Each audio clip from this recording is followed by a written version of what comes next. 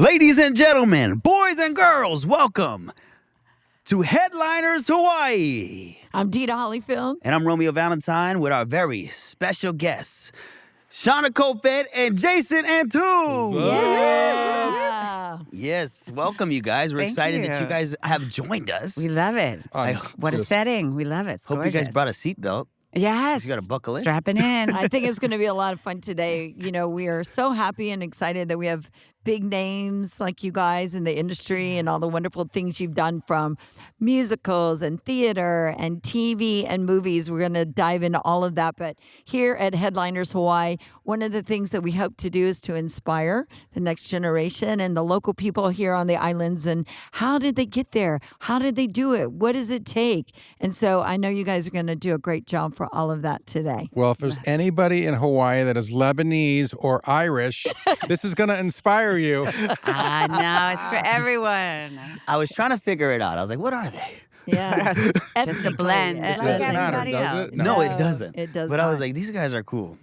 Well, it was great to have you guys. NCIS is now wrapped up, which we're thoroughly sad about all of it. And we'll get into the, what else is ahead of in your careers. But I just wanted to know, first of all, your character that you played in NCIS. You were quirky, you were intelligent, you were spontaneous. Tell us about your character and how you approached it. Oh my God. I played Ernie Malik. Yes. Yep. And Ernie is the tech-savvy savant of the main team that was led by Vanessa Lachey. Yes. And we just had the best time. It really carried over to what originally, they had written this role. He was like a big, I think they were like, they called him the kahuna. And once they cast me, they were like, you can't call this guy a kahuna. That's a completely different thing. And Yes. in terms of being Hawaiian and living in Hawaii. So they altered the writing to what we all sort of were, which is what happens with a lot of series regular roles. So once they got to know us and got to know us as a team off set, they really sort of specifically write for you. So it really became about our relationships and the way that, we joke around, and they sort of infused that into the writing and got better at doing that. And Ernie was just so fun because I had my little Lair. Thank you. I was trying to remember what it was called. Ernie's Lair, they called it, and at the Diamond Head Studios. And it was just fantastic to go there and work 2-3 days an episode if I wasn't going out in the field. And he was really fun because he was a loyal guy. He tried to find love and he couldn't, but he wasn't really bitter about it. I don't think you were ever bitter. He wasn't bitter guy, and he's good friends with Shauna's character, Carla Chase. When she was introduced, we're the jolly old people. People with wrinkles. We So don't. any angle they shot Vanessa out, she looked good, and any angle they shot us out, we were like, "Are you "Oh, sure?" I have God, like I can't 27 watch chins. So every time we watched, we were like, "We should do an OnlyFans, Shauna. We should do an OnlyFans for old people, So- older people." Obviously, you guys are married and so good together. We want to hear all that backstory. But since we're talking about the characters together, did you leverage that for your wife, or did she get the job first and say, "Oh, please let my husband in"? Like, tell us about how you. I'm pretty sure he went to Chris and Jan Matt second season. He's like, listen, I love working with my wife, but if you could just not give them romantic scenes so I can continue to make out with like strange actors. That was the thing. It was like For the only way you could cheat on your real life wife Is was on to make out camera. with So he's other like, actresses "Please." that they wrote. So I was like, yeah, sure, like just take hold your off on the time bringing them relationship. together. Yeah, and then Let I got Ernie to play make the out. field a little. I did kiss one girl, and she, it's awkward because you say to them, you're like, you say to the other actress, I say, you can Take the lead. on the kiss. And she did, and like her whole tongue went down my throat, and I was like, I'm back in the 1 a.m. club in New York, like dirty kissing, and I was like, wow, and I was like, sweet. That was I kind of got a little bit of, He got his cheat out. I got my little cheat out, but Oh got my paid for it. goodness! Yeah. Got paid for it? But Bought a on car with the it. non-romantic side, that playing scenes together was super fun. Of Yeah. course, 'cause Yeah. we're familiar with each other and we have fun together, and they sort of felt like close friends, the two characters. So it Yeah. was easy for us. Well, I had gotten the job in LA first, and then I flew out here, and they were saying there was this role coming up for commander chase that she ended up getting. And so I think when the audition came through, it was a completely different role. I was a paratrooper, which I was really excited to play. But then once they cast me, it was revised to like an Earth Mama by way of Berkeley. So which was great. It's that same Taylor thing. I think the showrunners, Chris Silber and Jan and Matt, they are very family-oriented people. And obviously Shauna's an actress, so it's not like, hey, my wife really wants to get into it. That would never happen. Right. But because we're in Hawaii, and then I think she was like, well, you're going to Hawaii, you could fly back and forth, and there's no way I'm coming to Hawaii and just sit there as your wife. Yeah. Well, I don't think I said it in such a cruel way, but it's tricky. If you travel somewhere with your partner or your spouse, you don't want to be the one person who's just doing the grocery shopping and the cooking. Right. So it ended up working out and being great. So we got to work together, and total gift. Great. It was a great gift, and now we're here stuck with each other. Yeah. Well, we don't want to lose you, so we got to get you guys some extra roles and things. As you got the job, the franchise, because I'm a super fan, and so there's always the quirky, tech, funny person. So you fit the role in perfect. But you played so many other characters in your career. How did you approach this particular one, and what was this different compared to some of the other characters you played? I think what was interesting is and some of the other roles that I've played that have been like, here's 2 scenes in a movie or 1 scene in a movie, it's not really fleshed out.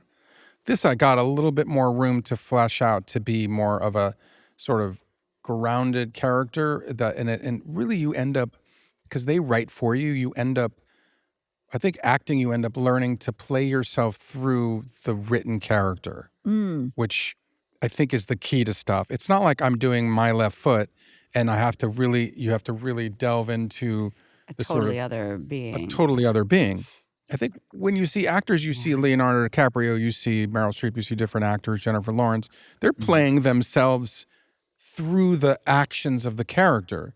And that is so weird to think that I went through acting school and you are playing an 80-year-old prince and you're playing Romeo and Juliet and you're playing another role and you're like, wait, why am I so hard to become somebody else when the big lesson is you focus on yourself and really find yourself through that character. That's why you'd never see 2 Hamlets of the same. If you had, Dave Bautista playing Hamlet versus Keanu Reeves playing Hamlet, that's a completely different Hamlet, even though the words are the same. And you just learn to play yourself. So.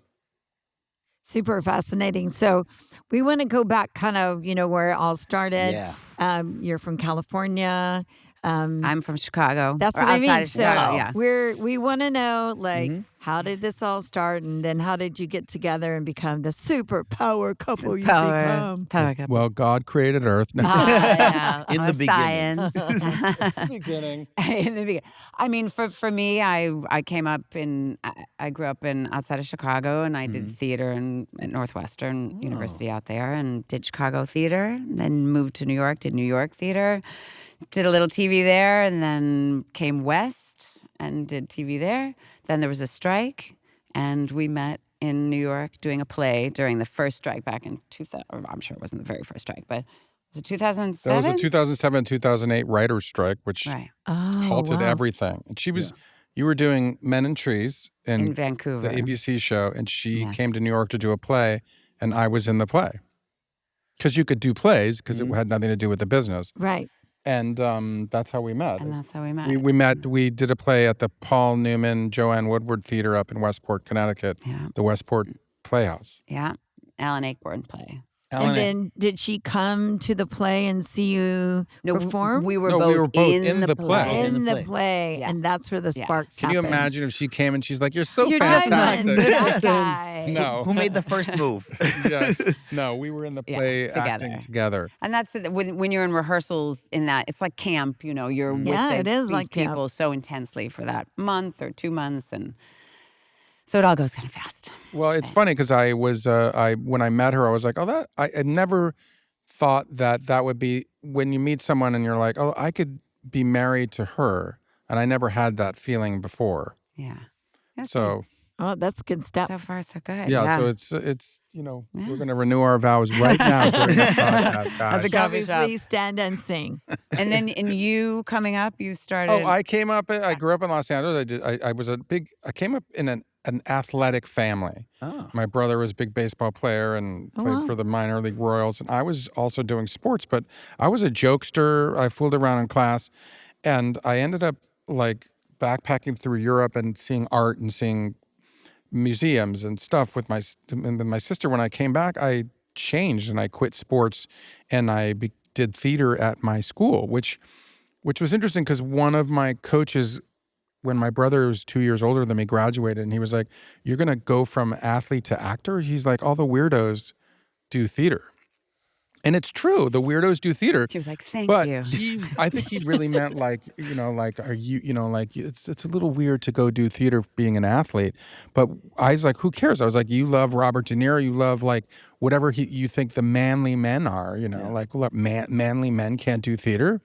And so I did theater and it was great. And it's sort of, I'm not saying I changed the theater for good in my Catholic high school that I went to, but it let other people be like, you don't have to be gay, you don't have to be a weirdo, you have to pivot. It's cool. It's cool. You could do it. What's wrong with like doing that and laying on the floor and meditating and doing rehearsals? And then, I mean, it's weird when you talk about it, but I loved it. And then I went to Carnegie Mellon University in Pittsburgh.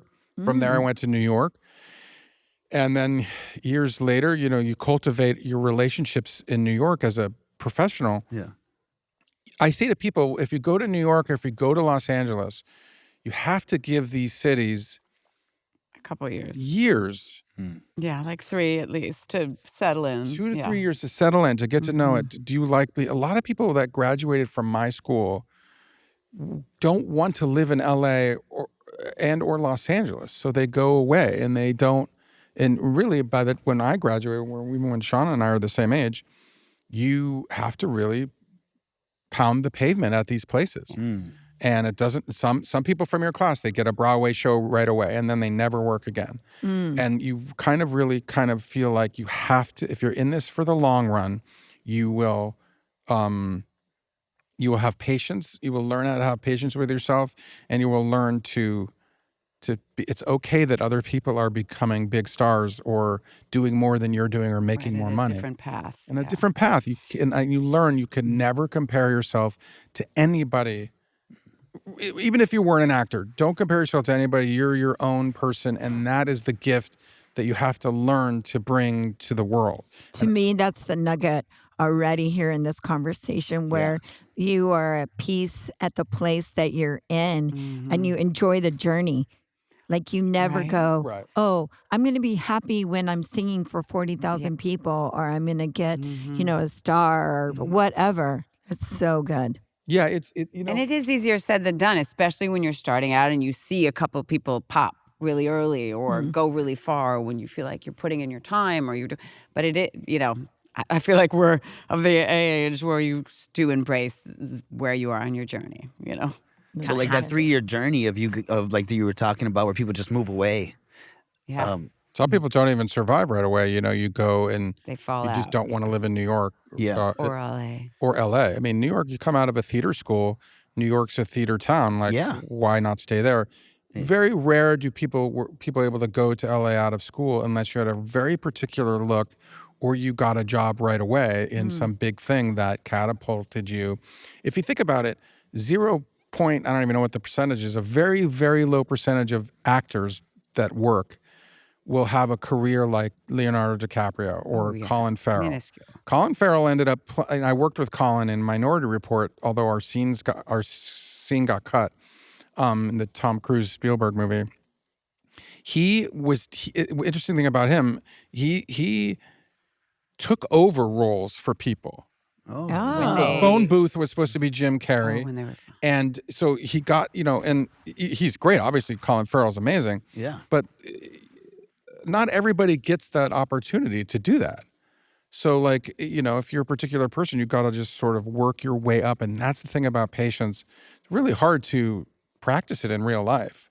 To be like, okay, I can't freak out right now if that person who, just if you don't feel like you're competitive, be competitive to yourself and not to other people, because then that's going to get you nowhere. But I do think to defend all the people who went through the theater programs and then put in a month of auditioning and walked away, I do think the value of even if it's just taking classes, it's not a college level program. Theater teaches so much empathy for humanity and for diversity and the diversity in our world and everybody's different way of going about things. I think it teaches you that. So you can take that skill and go into, psychology or government, or there are so many other things you can go into with the skills you learn from. Right. I'm hungry, Romeo. Really hungry. I know a spot. Really? A really good spot. Okay. I could taste it at the tip of my tongue. What kind of food is it? Domino's. Oh. Everybody loves Domino's. I love Domino's. Carry out, take out, you name it. Delivery. I love pizza. Yeah. And I order it from the app straight up. Ooh. It's easy. I'm like, I'm futuristic. I don't have an app, but I need one really badly. You can go online, Domino's.com. Domino's.com. Yeah. I'm going to download it. Let's go get some pizza. I'm ready. I'm going to get a pizza and a sub. And, oh my gosh. No, I'm going to order this thing. It's like this bread and you dip it and it's so good. Super All right, let's Fine. go. Let's go. That is so great. I think too, I as a musician versus an actor, that our approach in music is lots of rehearsals, and then there's the path of just being gifted, and you just kind of start to gig and all that. For me, I did more of a very serious college career, and then then all these rehearsals and all this stuff, but. Do you have each your own story about how are you? I am great. I am funny. You are funny. And so I've always been funny, and then I apply it to my craft, or I've always been whatever. It's fascinating to me, and both of us is more on a different side of what you guys do. How does that all work? Because it just blows me away. Well, if you have big eyes and a big nose and a big ear and big facial comic features, that you sort of, your agent's going to look at you and go, oh, well, I'm going to submit you for this role and this stuff. So you could get typecast. I mean, everybody gets typecast. You end up playing. I've played multiple tech computer guys, and there's differences, but I think you become. It's a different, when we were starting off, it's different career than when they were like Al Pacino and those guys, where at one point I remember they would say, who's the next Al Pacino, who's the next Meryl Streep? Nobody says that anymore. No one even remotely talks about that. Because everyone's their own. Everyone is their own thing, but it used to be that because stories were told differently. The acting business is different. The whole streaming thing now that we have is different. And you sort of are like, I came from the thing where just you get a job and you do the job. It doesn't matter. Yeah. Because if you're good, you can just do soap opera. You can go and do a commercial. You can go and do. But a lot of people will do a commercial. I remember I auditioned for the Verizon guy. Can you hear me now? Can you hear me now, guy? Oh, Every funny comic actor that you saw in off Broadway or in stuff was auditioning for it. And I remember going, well, I would say to my commercial agent, I was like, well, do I want to do this? They're like, why? What's wrong with it? I said, because then you end up getting stuck, and that guy has never done anything else. Just like Jared from Subway. He's in jail. That's all. That's its own. He's in jail. That's a whole other baggage. He got casted behind bars. He got casted behind bars. Great role. He lost weight though. Yeah. Terrible. No, but like it's a you talk about Harrison Ford. He talks about like I want to do particular roles. He was a carpenter till in his 30s, then he started to get roles. Yeah. It's a different thing. Like you never know what you're gonna get. Yeah. So how do you know, like when it's like at a younger age, you're auditioning for these things and being excited to be able to land something, and you're like, I shouldn't take it because it's not good for my future. Like, I think that is. I honestly don't know if people still feel that way because there's been such a contraction on the whole business, and there's so much creator-generated content of people out of their own homes, which is a great thing. I think. I don't know if people coming out of schools are still being so, I don't know, like entitled over what they can and can't take. I think it depends on your means as well. Yeah, Let's that's say you're true. a If great, you have the luxury of looking, saying no. typical looking. If you think about it, Or if you have a trust fund, then if you have a trust fund, which we call the trust, ability the to say no. trustafarians, we called them in New Trustafarians. York when I was living in New York. They're all living in Dumbo. They're all living over there because they come from a lot of money. You come from a lot of money, you don't have to take a regular job, and then you can take your time having a Picking and career, I guess, choosing. and picking and choosing. Some people don't. Some people have to have the waitering job, and then you go and have your theater job, and you need that money. Right? Which I think is all very character building and helps with like resilience down the road. I think, in the same way it's good when you're young that you have to get a job because no one is up here on the success plane forever, right? If you're going to have peaks and valleys, you want to be able to weather the valleys, I think. Right. And you would never, well, I just lost my train of thought, but Because it was so brilliant. she said it's so brilliant. You guys are I cool. forgot. I know. I was going to say something really insightful. I'm so sorry. Well, But it is, yeah. I wanted to sew up your character, Malik, because you had said something that caught me. You just said, "Oh, I played many Maliks." In your career. Just how does Hawaii and the experience at NCIS how did that change you for the better or the worse Well, you get this job, which is 22 episodes a season, which is an old school model. yeah. And it's an NCIS franchise. So we're like, this is amazing. It's going to at least go 5, 6, 7 seasons, right? Because they usually do. Right. Of course, we got surprised last year with the cancellation of the show. That's a whole different story. But it was exciting to be like, I get to go to Hawaii one because I hadn't been here since I was 7 years old. Oh, fun. Where I would only order fish stick sandwiches with ketchup on it because I was like, what's this? What's poi? I remember tasting poi and I was like, I don't understand this. I love the pig stuff. Did you put sugar in your poi? I don't remember. I Probably would not. eat the. Now we should, This was yeah. in Maui. Oh, okay. And so I had not been since I was 7 years old. So being in Hawaii was awesome. Yeah. They put you up at the hotel on Times Square, Bourbon Street of Waikiki. You get a waft of marijuana. I was like, Yeah, where is this every coming day. from? I was like, should I have my door open? Yeah, they These sell that- Japanese toilets, I can hear them flush all up and down the hotel line. But it was awesome to be in Hawaii and to have this job. And I was like, dang, you take those wins and you're like, this is life changing. Yeah. Right? Even though you've done stuff and you have different little jobs here and there. But this one was like, oh man, this is great. This We've is been fantastic. in it long enough to know that it was a real gift of a gig. And you don't take advantage of it, and you learn to drive around and pronounce every street name and try to get all the vowels of the street names right. That's what we would do. We'd be like Kalaniana Ole. Yeah. Yeah. Good Kalaniana one, Ole. Shauna. And then you try to spell it and you try to say, this is my safe word. Our Nobody can say it. It's like when you're in New Orleans and you're like Chapatulas. At first, you cannot pronounce Chapatulas. You're like Chapatalapatis. So, but being here is great and learning the sort of. Yeah, we love it. Our kids are way more versed in it than we are, which I love. Like they have Hawaiiana, Yep. and they're learning the history, and Yep. they're Oh, learning that's so great. Japanese, And and they're learning- they inform us. Yeah, and ukulele. Yep. Everything. I just want to soak up their knowledge because their brains are so fresh, Yeah. Yeah. Even though the first time they came and they got in the ocean and my son was like, am I a Hawaiian now? We were like, no. I was like, no, you're just Never in the will be. water. Maybe you can work towards local.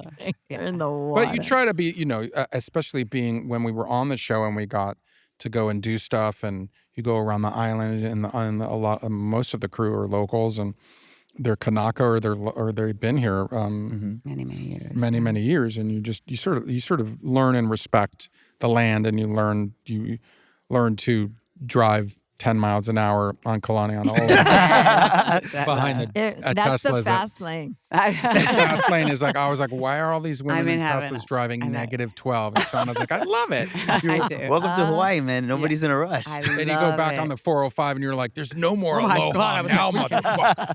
So, Terrifying. It's like a video game. Hope you're enjoying the podcast. I'm Dina Holyfield. Romeo Valentine, the host of Headliners Hawaii, and Dita, this place is amazing. I can't believe we're in the Hawaii Theater. I got chicken skin just thinking about it. There's so many great shows, so many things to do here all year round at Hawaii Theater. We want you to come out and enjoy what we get to do all the time. Yes, and you're not going to miss out, okay? So don't have FOMO. Get over to the Hawaii Theater, hawaiitheater.com. You got to get your tickets. Check out the calendar list throughout the year, every year, all the time. Now let's get back to the show. Oh my God. You yeah, no. guys are so hilarious. Like, we're just enjoying this so much. Do you think that this is a forever home, or do you think you want to stay? I mean, what does that look like? I hear your joy of being here. I love being here. Yeah, we love it. being here. Our kids like Once it. the show got canceled, it's hard because you want to be like, I got to get out of here because the show's canceled and it's going to remind me of the show. And then I'm like, nah, it doesn't matter. The kids love it here. I think we can. I love it here. Our kids love it. I love that people drive 35 on the freeway. So my speed. If only they could bring a In-N-Out Burger or Trader Joe's. Trader they Joe's won't would be bring that here. magnificent. Wow. That would then I would never have to go back home. Okay, there you go. You know, I just, I think sometimes we forget, you meet all these big stars and all the things you've done, but just hearing that sense of sadness and disappointment that you just acknowledged when, and I know because I'm friends with some of your castmates about how shocking that was. Walk us through what that must have felt like. Yeah, I mean, it was Yeah, hard. I'm still hard. shocked. Yeah. We're all still completely shocked. It makes no sense in what the business is and what our ratings were versus Yes, which were very multiple good. shows I they know. Very strong. multiple shows they picked up which were way lower than Lower our rated. ratings. So you're like, well, what? Doesn't make sense. And the cast loved each other. The crew was magnificent. The Yeah. storytelling was great. Our Yes. writers' room was great. All our showrunners, and I'm a huge believer and proponent of entertainment being great while representing the world in which we live. I love the diversity. I loved the gay relationship. I loved Casey. I love the the age range. I love that people didn't all look alike. It wasn't 8 white characters. I really loved that too. I thought that was I love it. special. As a viewer, I don't want to watch that. I want to watch entertainment that makes me feel like I'm learning things and growing, and I'm excited to see something new that I haven't seen before every other Monday. And so it was, for me, I was upset on behalf of the storytelling that the show provided. Yeah. Because there were a lot of groups represented that lost representation when we were canceled. yeah, and the main thing was the local crews who had been And doing yeah. jobs on Lost, Magnum, Hawaii Five-0, all the movies that come out here. That is a big loss for the crews on this island. and it still is. Yeah. Because it was a lot of local people that were working. I have It friends was- that I grew up yeah. with that were on set. Yeah. And this is, and I'm Their like, livelihood for years and years and years, and suddenly to lose that. I think Yeah. we got unlucky. We had a writers and actors strike. Yeah, that was. And so it pushed everything back. So instead of doing 22 episodes, we did 10 episodes. And at the same time, Paramount, the Paramount was being sold, Oh. right? So they had to find shows that they thought, who knows why. So maybe someone in the network didn't like our show anymore. And they're like, we're getting rid of that show. And they need to show on the books when they're trying to put it up for sale, that we could save $100 million. And then we can save this show. Yeah. And what happens is that the CBS owns it's the studio and the network, and they have an ownership over the show. They pay for the production of the show. Other shows that have lower ratings than us, the studios are different, so they have to pay for them. So there's a lot of things that go into play of the decisions but it still doesn't make any sense, because then when the strike hit, they had other shows that they promised to put on the air, and those got pushed. So now they have too many They shows. had a backlog so of then shows. they're like, well, let's get rid of promises NCIS made, Hawaii. almost. Waiting. Promises made. Yeah.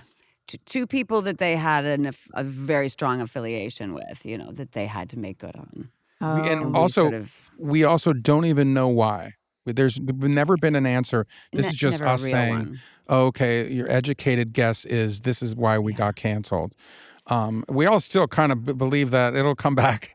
I don't even know how, but we were thinking, oh, well, maybe we'll go back or we'll come back and they'll finish up on the NCIS show. Who knows? Everybody thinks that in Hawaii too. We're always talking about it. Like we didn't. Plus, for us as viewers that like had stuck in there the whole time and invested in you both and fell in love with you both. Like we're like, no, you can't just take them away like that with all the unfinished stories. It was heartbreaking. It was also all over the world. We were in Copenhagen last summer and in London, and you have people come up to you everywhere we went, all over the world, and they're like, "We love the show. What happened? It was doing so well." I said, "I don't know. I'm so sorry. We're also disappointed too." So you have these savvy audience members from all over the world who loved the show, and they would come to Hawaii because of the show. Oh, well, that's another big thing too. Yes, that's a huge driver, right? That's huge. Yes, that's true. Because I mean, growing up out here, like you said, all the different shows, movies that showed up here. A lot of people just show up because they're like, oh, this is where 51st Dates was.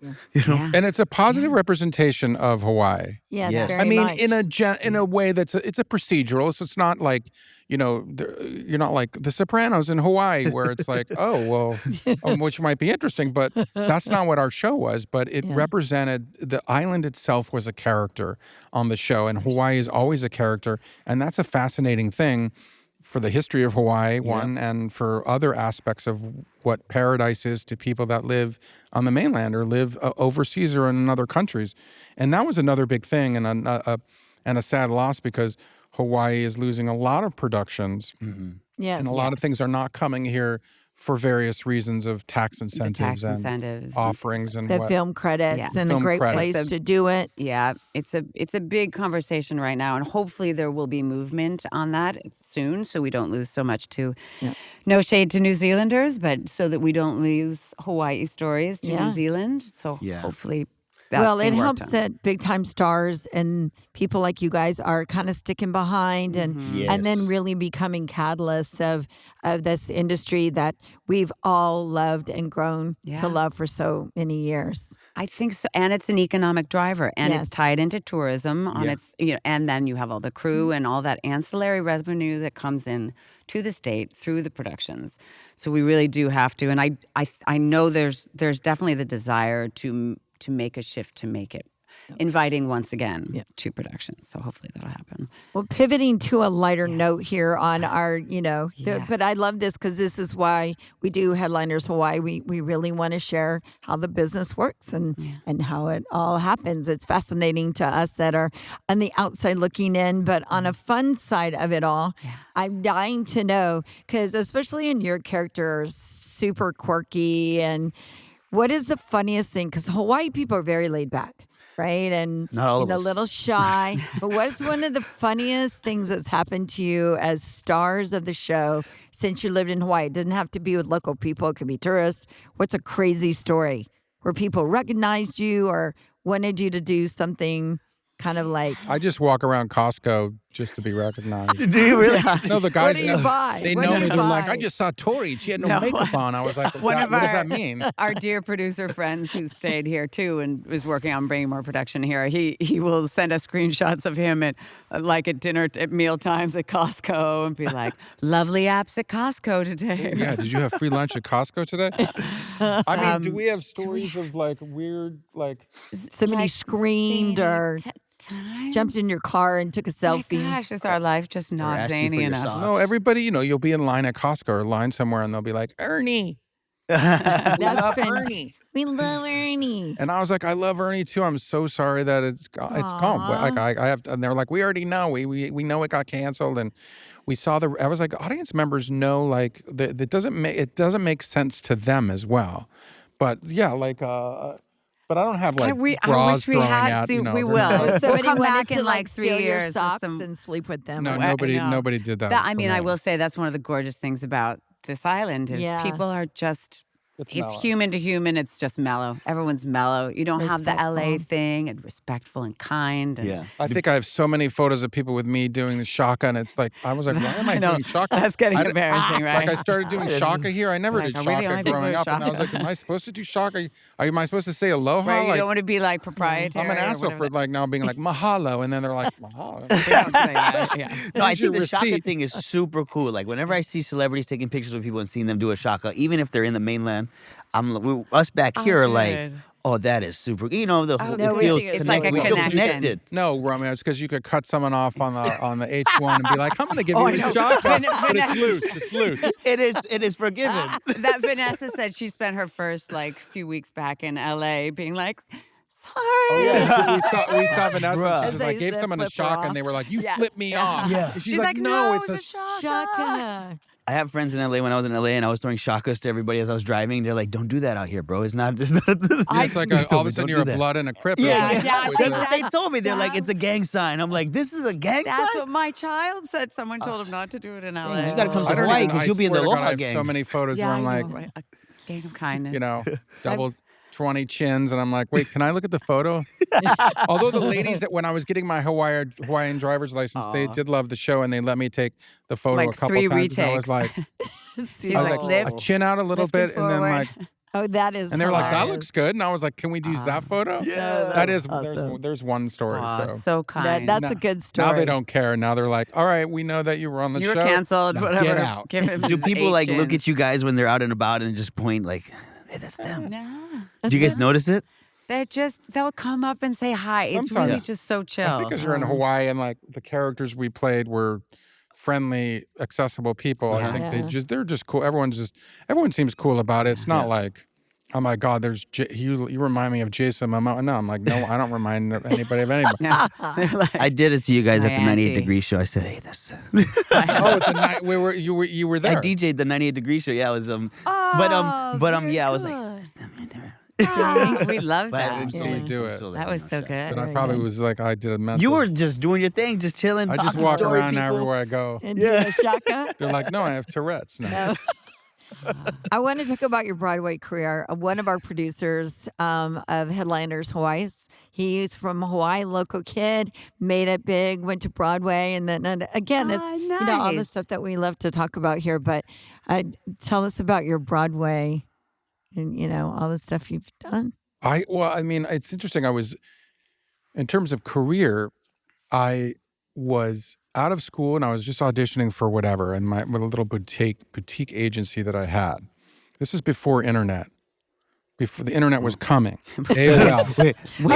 Wait, We're what 1,000 was years that? old. No, 90. We were 90 like I started AOL, in they're like- 94 in New York.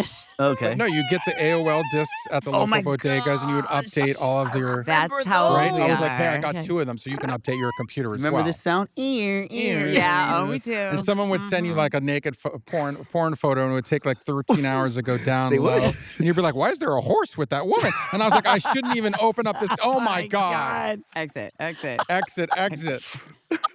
I didn't have that part, but So, anyways, Okay, that was and New back York to City. Broadway. That was Yes. New York City, and I would audition for stuff. And I remember I was like, I'm gonna buy myself some shoes. That was gonna make me feel better. And I was like, God, if I'm in this forever, I better not get a drinking problem or a drug problem. I will turn it into like a shopping, get into books. Because if I'm in this forever, I better take care of myself and not be too. Because a lot of people don't know how to deal with rejection. And I remember that's a my big agent part of it. saying, "Look, when you're first starting out, you'll get 1 out of 100 Yeah, auditions. I remember hearing Wow. that. That's a one. lot. wow. Wow. So how much rejection can you get? Your job is you out there in front of people. It's not like I wrote a paper and they rejected my writing. Yeah. This is you You're like, rejected here's you. my Yeah. face and Right, body. personally. They don't like voice. your ankles. Yeah. You remind them of an ex-boyfriend. You never know.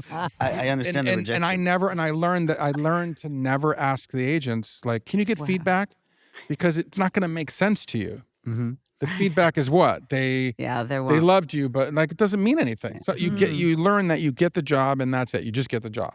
It's not because it's very rarely is it like, oh my God, your audition beat out the Academy Award actor. That's not gonna happen. They're gonna take the Academy Award actor because that's going to bring the producers leverage and sell the stuff way further in another way. It doesn't matter how good you are. But what happened was I became a guy who could cover everybody, and I understudied a lot of Broadway shows where I can understudy the 70-year-old guy and the 20-year-old guy, right? So I would. That's how and then I eventually worked to my favor in this show Contact at Lincoln Center, which was 1999, and I got the workshop of that, where I was able to play a mean Italian husband and then a bartender with crazy hair at a modern swing club. I like multi-role. And so I was able to play, and that helped me being like, oh, I was able to get that role, and that became a big hit. And because of that, people came and saw the show. Casting directors came and saw the show. We won the Tony. I was nominated for a drama desk. And that opened up doors. And Steven Spielberg came and saw the show because he sees a million Broadway shows. That's so and cool. I got a call from my agent going, Steven Spielberg's people called, and I was like, "You're kidding." I said, "I saw him at the show," and I wanted to go up to him, but I was like, "I shouldn't go up to him." But it's the big difference. That was me to you. Is the context of what you're in.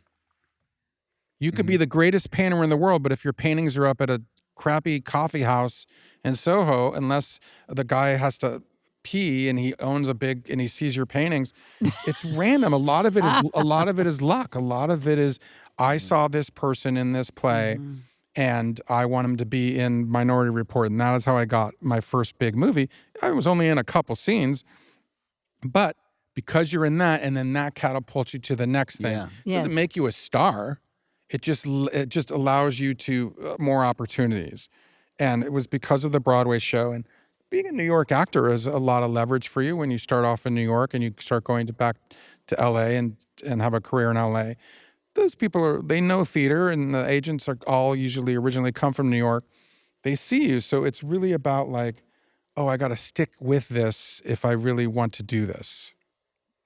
And that, I think, is the big thing, is whenever I go and talk to like high schools or drama classes, I say, if you really, really want to do this, you will go through anything, all the ups and downs, your roller coaster career, and it'll take you to something.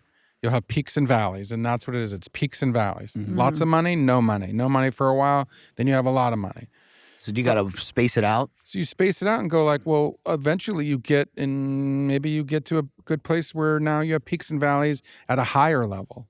So it's a lot of people don't want you to get into that business. Your parents. They're like, your parents, for one. Well, like They're not used to it, maybe that's why. They don't see our the daughter, vision. who's 10 years old, wants to be an actor, and we're like, well, yeah, you want to cultivate that, but you're also like, okay, here's the thing: you might not get anything when you try to do it professionally. So it's weird. But I love being in New York. Is awesome. It's great. Yeah. So, you guys spoke about auditions. Was there ever an audition that you did you're like, I really wish I got that role, but you didn't? There are a lot of those. That's a hard thing. And I did years of Broadway and off-Broadway also. And you go in for so many, and then every now and then you're like, I am that. Like, I nailed that. Yeah. It's not often. I feel like we're both pretty circumspect. Like, we know when we tank something. We've both tanked countless times. But it's especially painful when you feel like something is like glove to hand and you still don't get it. There's probably like 3 or 4 of those in me. What was your favorite Broadway? I did Proof moment for a year. I loved that. I did Night Must Fall, a thriller. Oh, I did a show where, well, no, it's not that exciting. But yeah, so when a Broadway show, the contracts are a year, so you have all the mishaps that happen on stage that teach you to be flexible. Like one day I did one performance of this show, Night Must Fall. I'm the maid, but she's a fun character. And I knocked a glass off as I entered. First, moment of the show, the curtain rises, I run on, and a glass tumbles off my thing, and I had to catch it between my shoe and the wall. So for a solid 30 seconds, as the audience, it's that live thing, the audience is watching, I had to slowly squat and drop the glass gently to the floor and move on with the show. And then the audience, everyone's applauding because they see that live moment of an actor panicking and then recovering. And anyway, that's the great thing about live theater, which I know you know from performing. It's like things happen and you have to pivot. Your whole soul is out there. Your whole nobody naked to save soul, you. right? Yes. Yeah. Yeah. I remember I had a big audition for Spam-A-Lot. What is it? Oh, Spam-A-Lot, which that's a was musical. which Okay, was the Monty Python and the Holy Grail So hilarious. musical version of it, and it was Yeah. directed by Mike Nichols. So I remember I had never really auditioned for a musical before, which is you got to have a song and then you can do the scenes that I grew up imitating. Mm-hmm. And it was to replace, I think, Alan Tudyk, who I kind of knew, who played you play multiple roles. You're playing, I think he was playing Sir Lancelot. And I remember I was like, Mike Nichols, okay. And I went to the casting director and I sang this Gershwin song. And she was like, I never knew you could sing this. It's fantastic. And I did the scenes and I wasn't kind of memorized with the scenes. And then it was one of those things where you go to the Broadway house and they put you out on the wing over there and the person is auditioning in front of you. Oh, gosh. And then they come out It's and such Mike Nichols anxiety. is like, Jason, I'm a big fan. Right. So I was immediately nervous because I was like, this is Mike Nichols. And Yeah. right there. Yeah. And he's like, well, let's do the song first. I was like, okay. and I never practiced the song with the accompanist. Oh, God, Oh, wow. So it was the song was called They All Laughed at Christopher Columbus. That song, it was like a Gershwin song. And she played it or he played it completely fast. And I was like, that's not the first. And I'm like, oh, and it was absolutely horrible. Horrible. It was absolutely terrible. After Mike Nichols being like, I'm a huge fan. I He's saw like, you on "But that not Broadway show. And I was like, not anymore. And I did the scenes. And at that point, I was You're already just trying to get out of the I room. was just trying to get out of the room. I might as well it was just awful. And I remember leaving and I was like, should I go buy myself shoes? And I was like, nope, not going to buy shoes. You're just going to go home and eat a pint of Ben and Jerry's. I know I'm not going to get this. Mike Nichols will never cast me again. And I didn't get the job and I never heard from Mike Nichols again. And it's painful. And It's painful and you just sort of like recover slowly. I still know exactly what the that company felt is like. ba-da-da-da-da, ba-da-da-da-da. And I was like, that's not how it starts. And I was like, wait a second, they all laughed in my voice, and it was awful. It was awful. So traumatizing. I'm telling you the takeaways that you guys are sharing with us just about the process and what you go through. And it's great to feel that humanistic piece of you guys too. You know, you guys are on the big screen in Broadway, Tony Awards, all this. So it's really cool. We always play a game in the middle of our podcast. Yeah.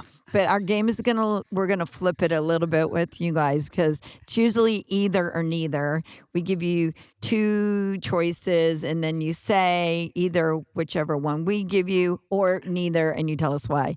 And it's just hilarious, we hope, at some point. However, We're gonna Romeo flip has it. a better game just for you guys as a Sure. Oh, I couple. love it. Yes, Love It really games. was. it's kind of a flip of the shoe game. You guys ever played the shoe game at a wedding?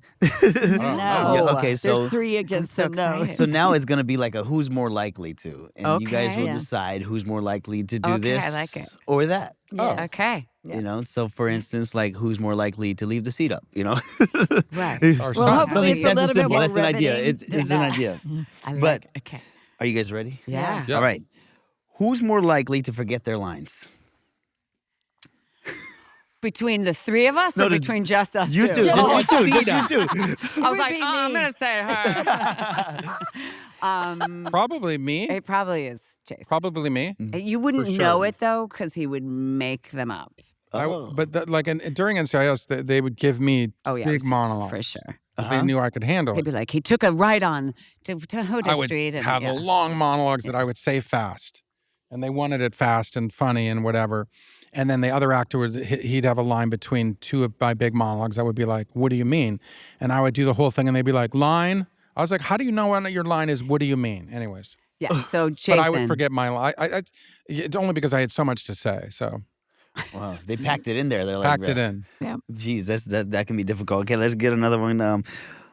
Who's more likely to start laughing at a serious scene? During the During a serious serious Scene. Oh, that's me It's again. probably him again. Yeah.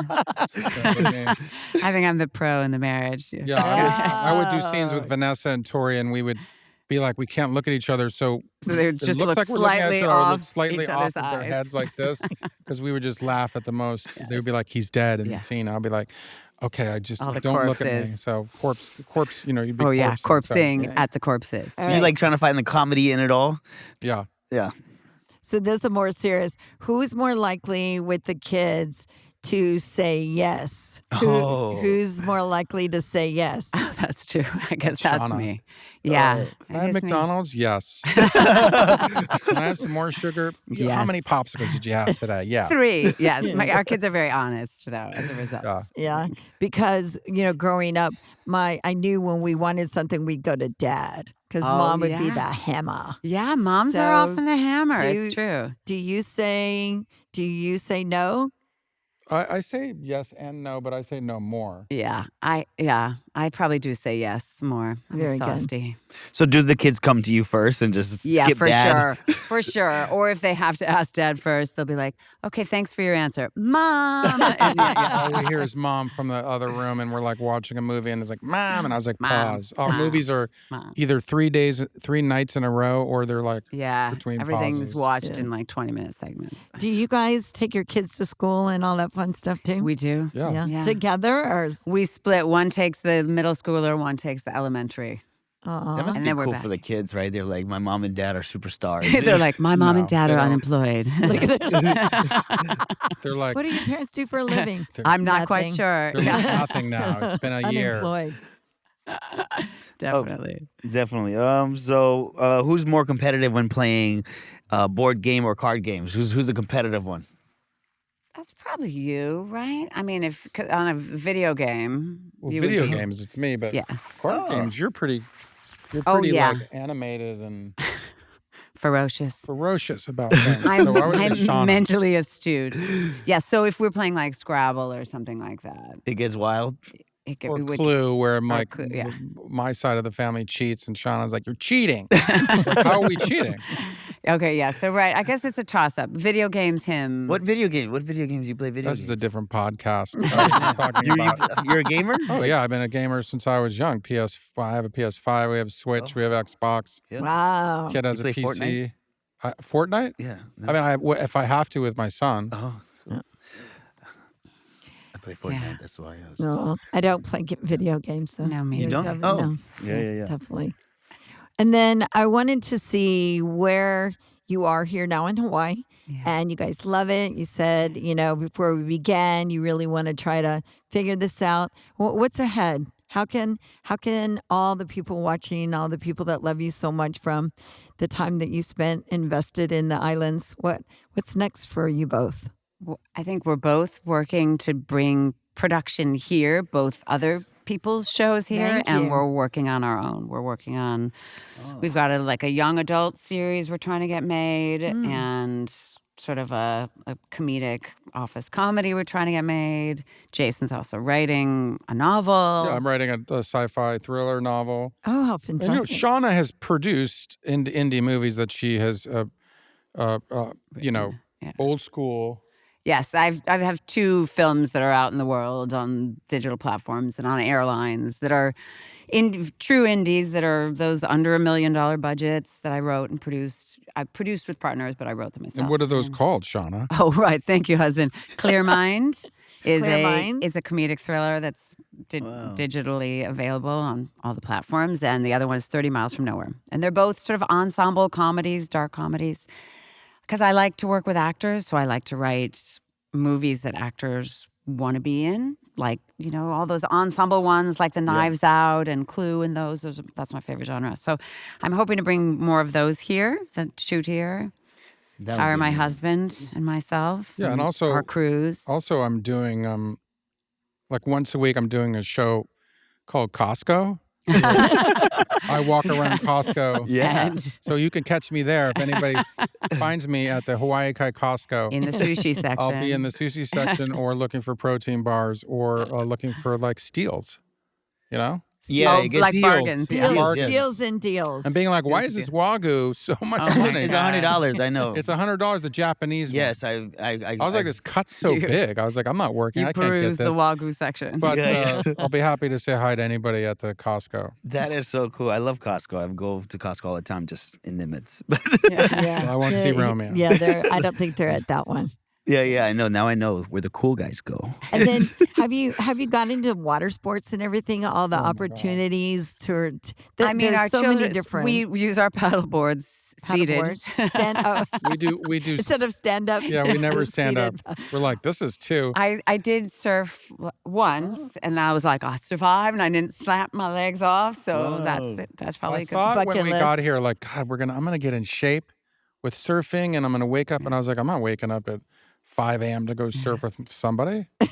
It's like golf. I'm like, I'm not gonna do golf. It's 6 hours of your life, 4 hours of your life. I don't have that time. No. I do love the water. We love being near the water. Our kids do it. Our son paddles outrigger Wow. for Huinalu, and I do love going out on my paddleboard Yeah, we on my love butt. paddleboards and the sunsets. We got a kayak. Yeah. My son got into fishing, so now I'm like having to learn how to do fisherman knots and do fishing and what to catch Fishing and is a release. commitment. Catch and release is what we do. Oh, Nice. Because we're on the shore, and like, who wants to eat those Yeah. the shoreline fish? Not me. They have that bacteria in them or something, is what I'm told. But no, the water is, you learn, like, respect the water, and when in doubt, don't go out. All those. Don't turn your back to the ocean. Yeah. Which I do all the time.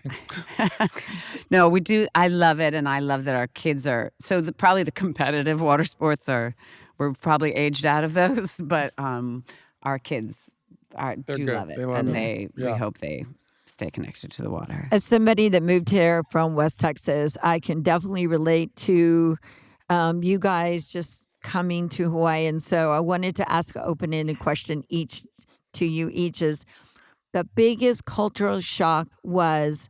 Seana. Oh my gosh! Well, the ones I love are, of course, the slow driving. Gosh, I love it. Oh, my heart's content. Is there a shock? To me, shock feels like it has a little bit of a negative, even though Not I know. necessarily. Yeah, right. Yeah. I think the thing I love the most, besides the slow driving, is that I look around and every one of my kids' friends are a blend of something. And to me, I could not love it more. I mean, LA's diverse for sure, but the fact that everyone on the island is a combo of someone just makes my heart happy. That's so great. It's where we all Yeah. So everyone's an auntie and an uncle, and everyone truly looks out for each other. Yeah. And I love that is the world our children are coming up in. I think that's so cool that you mentioned that, because growing up in Hawaii, everybody's auntie and uncle. You know, just because it's not blood doesn't mean it's not family. Yeah. And that's how it was. Like, all of my uncles don't know like me, you know, Right. and that's how it is. I just love it, and I love being counted on as an auntie by a whole troop of children. I really do. And the respect, right? When you hear auntie, uncle, is like there's respect. I know when I go to the mainland, like, people call my dad as his first name, but then out here everybody calls him his uncle. Yeah. You know? Yeah, the respect is nice. Yeah. I get it. I think for me was, when I was growing up in LA, you don't really learn about Hawaii. It's just like a paradise place. Yeah. When I come here and I realize, Hawaii is not the United States, but is the United States at the same time. And I'm trying to understand more about the history of that and why native Hawaiians have a certain reaction to certain haoles and certain people that don't respect the culture. They come and play with the turtles and pick up the turtles. So it's not really a shock, but it was more of like a history lesson to me of, well, how do I respect Hawaii and the people of Hawaii and their cultures without appropriating them? Right. With the shaka and this and that and saying aloha and mahalo. And I was like, why am I saying mahalo and then thank you? And then, so it's really, it's a fine line and wanting to be respectful and not feeling like appropriating. Right. This be the steward, not the occupier, is Right. what a friend of ours told The us. steward and not the occupier. So, and that was a big thing, besides learning the vowels of the street names and the W's between two vowels and what that sounds like, and how to say Hawaii and not say Hawaii because you sound like an idiot saying it, because I'm not Hawaiian. I'm like, why am I saying Hawaii? Why? There's a middle ground. There's a middle ground. Hawaii. Oahu. It's not Oahu. So just doing We're that stuff and being Wow. like, well, how much should I do and how much should I be respectful? You should be respectful, obviously. So that was the biggest thing, is going, okay, I understand the pain and the hurt of a lot of natives, and that they will always carry that in their generation. So it's that fine line of being respectful and being a steward. I think with it's kind of cool to see is that you guys it feels like you guys lived here forever because the way you guys speak, Yeah. the way you guys are pronouncing everything, the way you guys it seems like this has been a home for And that's from the crews. That's from the guys who like really are like, they welcome you in. The Hawaiian crew members, even in the non-Hawaiian crew members who actually live here as well. You learn so much from them, and that is being open to learning, as opposed to being like, it's America, I'm just going to come and I'm going to go and it doesn't matter, and the poke, and I love this ramen place, and I love the poo-poo platter, and so I'll only eat locomoco once because it's a gut bomb, but oh my gosh, the food. I mean, what do you guys even tell us? Like, coming here and eating the food is, it's not, it's a little different, right? I'm finally doing poke pretty regularly because we Wow. have that great place near us. yes, Yeah. once There's a you new have a place. good place that does the good rice and the good fish, and you're like $18, and you're like, okay, this is worth $18. Yeah. So it's all those little things, but it's all those things because people are generous enough to welcome you in as a non-Hawaiian. But now I feel like I'm not saying we're locals, but we do live here now and have the We're driver's very license much to prove it. residents who want to be here and want to move toward local. Continue to learn and learn and learn. We can totally hear it from your heart and your sentiment, and just, your actions are speaking louder than any kind of words could. So it's just such a gigantic honor to have such big time, seriously, my stars God. just dropping in and spending time with Romeo and I, today. Yeah. You guys are awesome. I have a fun question that I want to ask. I know we probably got to jump out soon, but what would you say when you guys were starting your career and you guys got your first big check? What was your biggest purchase that you just were like, let me just go crazy and splurge? Oh my God! It probably was shoes. Was yours shoes too? Mine was shoes in Times Square was shoes. I think it was. What kind of shoes did you get? I think I got Shoes in New York are different than shoes in Hawaii. Oh, that's though, true. They're right? like, how much were your people are slippers? like- people are like, shoes? Shoes like No, $12 at the It's Costco. shoes. Like I don't wear, like I actually have socks on now, but usually I don't even have. I have shorts on usually. Yeah, Oh. maybe mine were Thank Doc you for Martens. adjusting that. You know. Oh, Because Shoes. we were both New York, I think, when we got our first paycheck. So it wasn't. Yeah. So you don't do a car, and really, Oh, it's, true. there's no True. big. So it really probably is shoes because you're hoofing it everywhere. yeah. Shoes. Huh? It's like What is the Oliver, shoe it's like- game in New York like? I mean, I probably because it was This was in Doc Times Square Martens when they or- had yeah. shoe stores there. Now they don't have those old Oh, school wow. shoe Yeah, stores. and Where they had a shoe guy. I was going to say in cobblers, like They Yeah. had cobblers. They had a everything guy was- who came, an old school New York guy, and he Yeah. measured your foot. I wanted. Wait, they build your shoe right there? No, they don't build the shoe, but okay. they That measure would be your amazing. foot and they say, okay, then they bring you the shoes, and you're like, I like those weird Doc Marteny type Where's ones that with buckles. nowadays? Wow, that's Yeah. so bizarre. It's definitely not here in Hawaii. Oh, that's pretty Yeah. cool. I would love to have seen something like that. Then. Yep. Get a time machine. I want to say back, one Roman. more thing about shoes Yeah. and actors, and that is that Actors Equity, the stage actor union in New York, there was someone who established a shoe fund. And every year you could submit a receipt up to like $65, and they would reimburse you for it because they felt that to go and present your best self, you needed to have good shoes. Oh, so they would give wow. every actor in Manhattan a new pair of shoes every year. And I did use it. I used it like 2 years in a row. Oh, that's Wow. crazy. Yeah. That's awesome. That's So why we busy, love yeah. the theater. Well, thank you guys today for hanging out with Oh, Headliners yeah. Hawaii. You're our big time headliners. Yeah. And thank you for spending time with us and You're being in Hawaii. We don't want you to go. We're staying. Yeah, Yes, We please please. do. love it. Please. This is Thank so. you. Yeah, I'm glad you guys made it home. Yeah. Yeah. Right? Well, thank you guys so much. Thank you. Ladies Yeah, and we gentlemen. appreciate it. Oh, yeah, you guys going to say something before we go? I'm going to say mahalo and a big shaka. I second that in a less proprietary way. We love being here. So thank you. Thank you guys so much. Ladies and gentlemen, one more time, Seana Kofoed and Jason Antoon. I'm Yeah. trying.